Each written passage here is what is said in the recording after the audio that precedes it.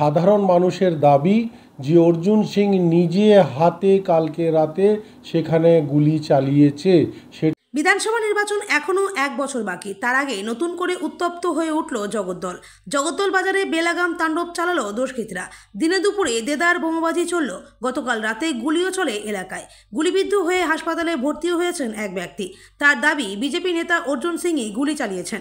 দাবি বিধায়ক সোমনাথ শ্যামের। দেখুন কি বললেন। পুরো স্পষ্ট দেখা যাচ্ছে সিসিটিভি ক্যামেরাতে অর্জুন সিংয়ের পাশে সাদা জামা পরে একটি ছেলে, যার হাতে ফায়ার আর্মস।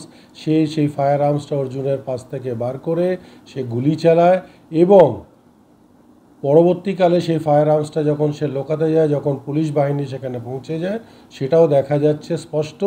এবং সাধারণ মানুষের দাবি যে অর্জুন সিং নিজে হাতে কালকে রাতে সেখানে গুলি চালিয়েছে, সেটারও খতিয়ে দেখা হচ্ছে। পুলিশ প্রশাসন দেখছে কয়েক রাউন্ড সেখানে কার্তুজ পাওয়া গেছে এবং কয়েক রাউন্ড সেখানে খোকা পাওয়া গেছে, মানে খোল পাওয়া গেছে। তাহলে এই পরিস্থিতিতে আমরা দাবি করছি যে এই গুন্ডাগর্দি আর আমরা ব্যারাকপুর লোকসভার অন্তর্গতে বরদাস্ত করব না। অবিলম্বে অর্জুন সিংকে গ্রেফতার করতে হবে, না হলে আমরা বৃহত্তম আন্দোলনে যাব। অর্জুন সিংয়ের মিথ্যে বচন, সারা দিন মিথ্যে কথা বলে যাচ্ছে, প্রভোকিং করে যাচ্ছে যে কোনোভাবে একটা ঝামেলা লাগুক।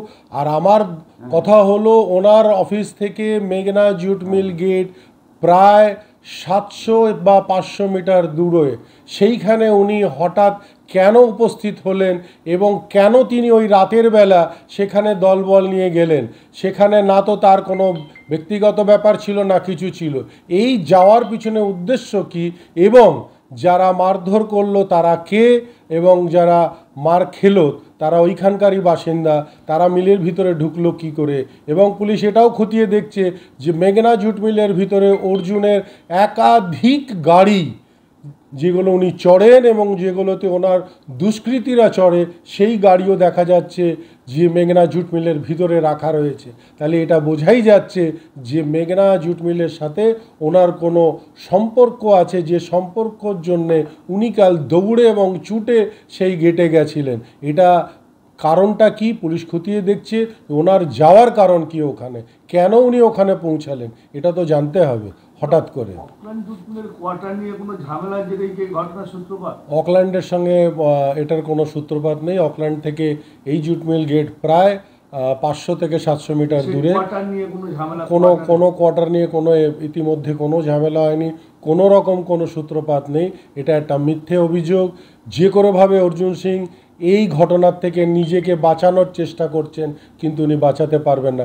এবং কি ওখান থেকে ফিরে এসে দলবল নিয়ে উনি 18 নম্বর গলিতে যেয়ে সেখানে ঘর দৌড় ভাঙচুর করেন, সেখানে ওনার ছেলেপেলেরা বোমা চালায় এবং উনি সেটাকেও মিডিয়াতে বলছে ওনার উপরে বোমা চালা হয়েছে। আমি পুলিশকে বলবো ওনার বাড়ি সার্চ করা হোক, ওনার পাশের বাড়িটা সার্চ করা হোক, যেখানে সুবোধ সিংয়ের যারা দুষ্কৃতী, যারা ইতিমধ্যেই ব্যান্ডেল থেকে এসে এই অঞ্চলে মার্বেল যে হোলসেলার আছে তার থেকে 60 লক্ষ টাকা নিয়েছিল, তাদেরই গ্যাংয়ের অনেকেই অর্জুন সিংয়ের সেই বসবাস বাড়িতে রয়েছে। ওদের সিআইএসএফ দিয়ে গার্ড করে রেখেছে। আরও দুষ্কৃতী রয়েছে যারা কালকে দেখা গেছে মেঘনা জুট মিল গেটে, তাদের মধ্যে কেউ এই অঞ্চলের মানুষ নয়, তারা বাইরের মানুষ। তারা হঠাৎ রাত 10টার সময় কিভাবে কি করে আসলো, এটাও খতিয়ে দেখতে হবে।